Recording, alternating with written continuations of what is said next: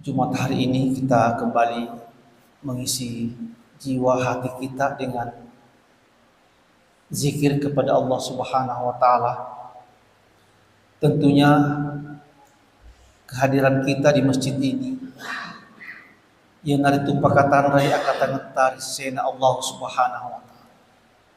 Mempersembahkan diri kita bahwa kita ini adalah hamba dari Allah Subhanahu wa taala. Kita berniat dengan penuh keikhlasan mengabdi kepada Allah Subhanahu wa taala.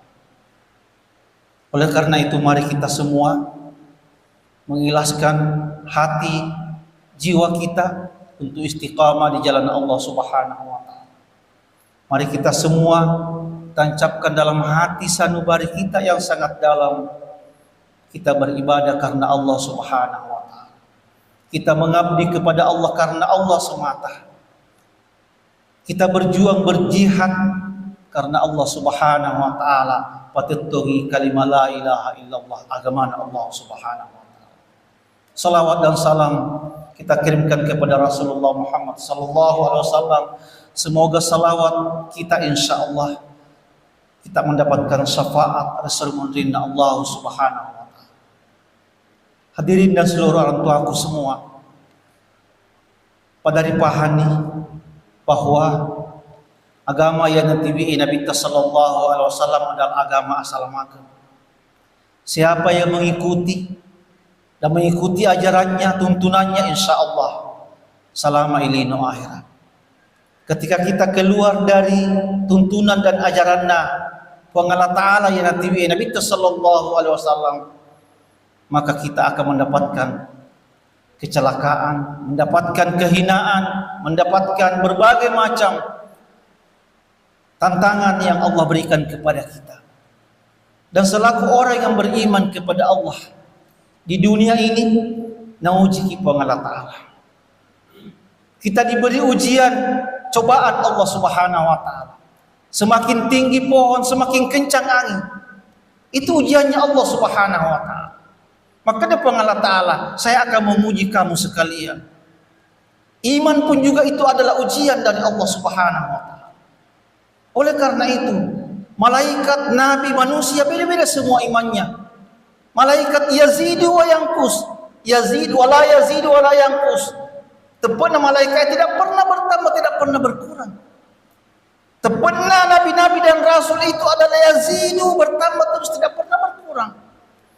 Kita ini hamba Allah, umat Nabi yazidu wa yanqus, kadang bertambah, kadang berkurang. Tetapi mari kita merawat iman yang Allah berikan kepada kita. Oleh karena itu sunnah malam minggu kaman hadir. Di dunia ini pasti kita diuji, pasti kita dicoba. Dan kalau kita tidak mau dicoba, jangan hidup lagi. Kenapa? Anak sekolah lagi diuji di Allah Ta'ala, anak sekolah lagi diuji di gurunya.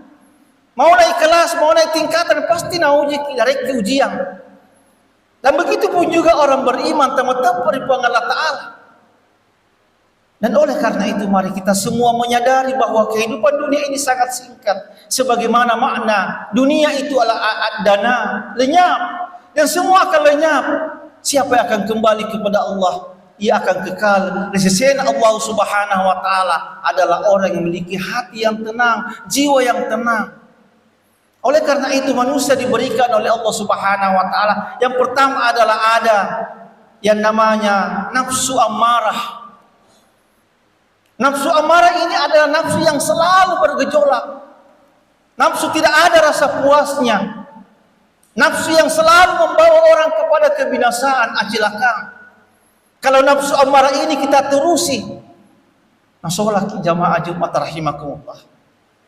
Dan ini adalah tingkatan yang paling rendah kalau Allah memberikan kita nafsu amarah yang selalu kita perturutkan seperti hanya dengan binatang. Yang kedua adalah nafsu lawamah. Agar dia nafsu lawamah. Nafsu lawamah itu ada berbuat kebajikan, mau berbuat kebaikan, tetapi kamu tu jelek nang, kamu tu jangan. Di situ ada pertentangan antara kebaikan dan kejelekan. Liwarengi atanna Allah Subhanahu wa taala nafsu lawamah.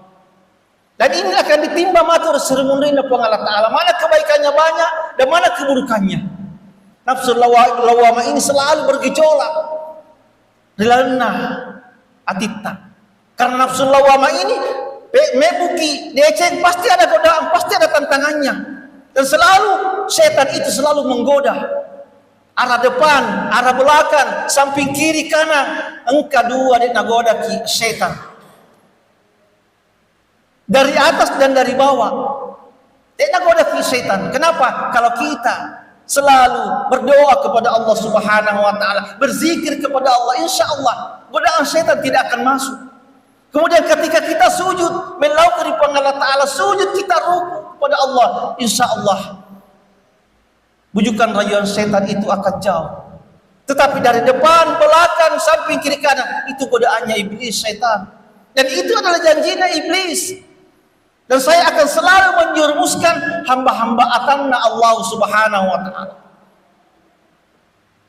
Hadirin jamaah Jumat rahimakumullah. Mari kita menyadari bahwa nafsu pada sifat manusia itu adalah nafsu ammarah, nafsu lawamah, kemudian ketiga adalah nafsu mutmainnah. Ini adalah nafsu yang tenang, jiwa yang tenang, dan inilah yang dipanggil oleh Allah Subhanahu wa taala ketika kita menghadap kepadanya, dipanggil ya ayyuhan nafsul mutmainnah. Irji'i, kembalilah kepada Allah, hati yang tenang, jiwa yang damai, selalu ada rasa ketenangan dalam jiwanya. Dan ini yang kita harus upayakan semaksimal mungkin. Setiap kita beribadah, ada rasa tawadu.